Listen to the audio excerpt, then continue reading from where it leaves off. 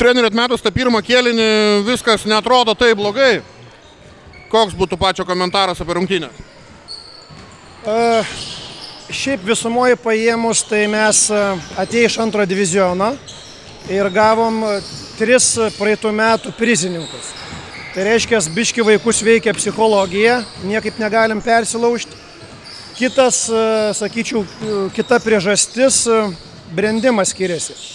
Tai reiškia, daugiau pabrendusių vaikų ir fiziškai atstovėti yra sudėtinga. Tai Jamant, jeigu 3 vaikai 5 pas juos tvirtesni, pas mus tokių nėra. Vienas gal.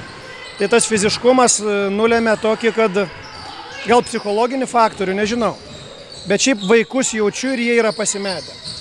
Kažką tai darysim, ieškosim kitų būdų, kaip grįžti tą žaidimą savo, kurį žaidėm pernai.